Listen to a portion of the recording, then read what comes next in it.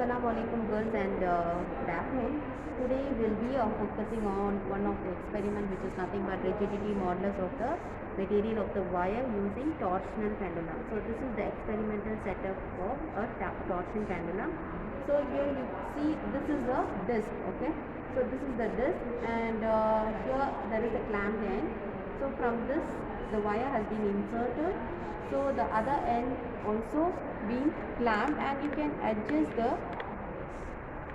other end of the clamped end, right? So here you see, if you want to adjust the wire by making use of the scale, so the scale provided which is of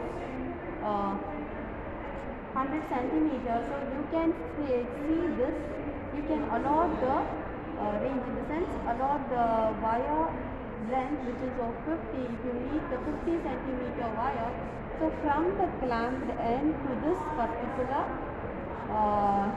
wire reading which is of 50 centimeters. So note down this end, and now what you do, you just place it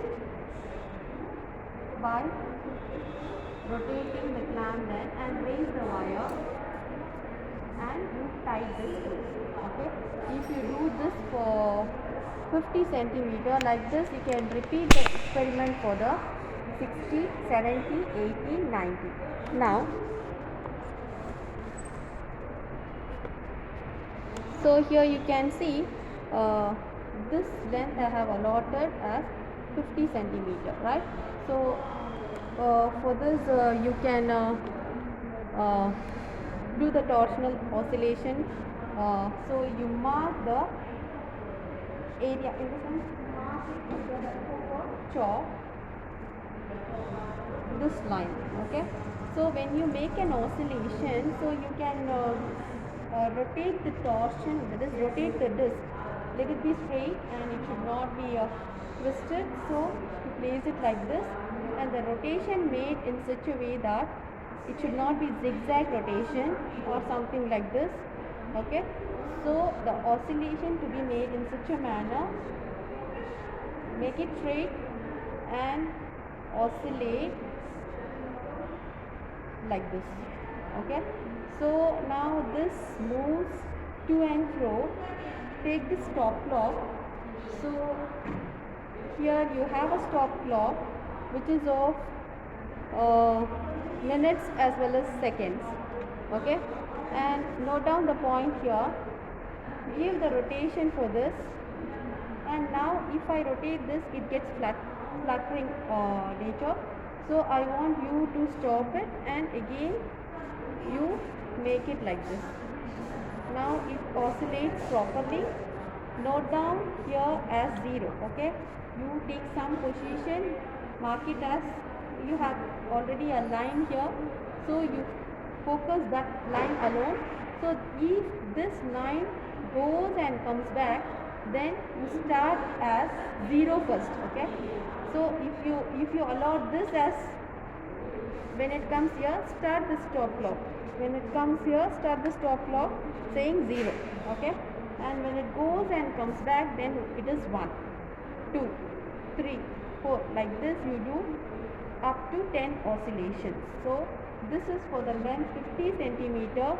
You will record the reading whatever seconds you have. So if it comes to 10, then stop the stop clock, note down the seconds. Note down the second as 22 seconds. This is trial 1. Again the same thing repeat for this particular length, trial 2. The same oscillation you give. So if you give, now you start the stop clock when it reaches your end, saying 0, okay. Now it just goes and comes back. 1, 2, 3, 4 and 5. So if I take 5 oscillations, then it reads some reading which is of 22 seconds. So this is time for 5 oscillations. So what you will do, you will take trial 1 and trial 2, take the mean of it and divide by 2, you will have some seconds. So that seconds divided by 5 oscillations to get the period T. So like this you will do for different length 60, 70, 80, 90 to have a consistent value which is of L by T square. So this is the experimental part. Now we want to find the radius of the disc as well as mass of the disc. So for this you can remove the disc and using Berenger balance. So this is the Berenger balance provided. Here you have the Berenger balance. Now you place the weight, okay, weight in the sense disc on this Berenger balance. So note down the weight. Wherever it reads, note down that weight which is of, I think it shows something 1 kg 250 grams. So you can write 1.250. So note down that reading as mass of the disc. And now you want to find the circumference of the disc, okay.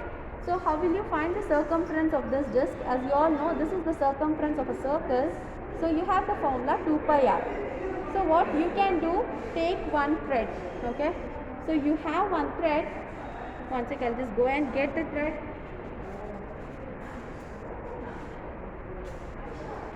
So this is the thread provided. So you can wind it like this, okay, like this you wind it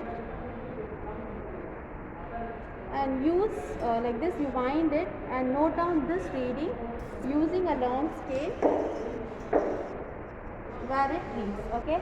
Like this you can measure the value. So note down this something 28.2. So 2 pi r equal to 28.2. From that you can find the radius of the disc. So you found out mass of the disc as well as the radius of the disc. Substitute in the formula to get the moment of inertia of the disc, which is I equal to mr squared by 2. And also we need to find the radius of the wire. So for that use the screw gauge. So as you all know, you will note down using the screw gauge. So this is the screw gauge provided. So take the torsion wire, keep it here and place it wherever you want. Note down 5 readings across this wire. So once you have taken the readings of this wire, that is nothing but a diameter of the wire, divide by 2 to get the radius of the wire. So once you have the formula to find the rigidity modulus of the material of the wire, which is 8 pi I by a power 4 into L by T square. So L by T square we have it in our experimental setup. For different length you will be calculating the oscillations period T to be found out and substitute that value over there. And also to find the radius of a wire, 8 pi I by a power 4. A is nothing but the radius of the wire. You can directly substitute into L by T square, the consistent value to be recorded over there to get the rigidity modulus of the material of the wire. So this is the experimental part of this torsion pendulum to find the rigidity modulus of the material of any wire. Thank you, girls.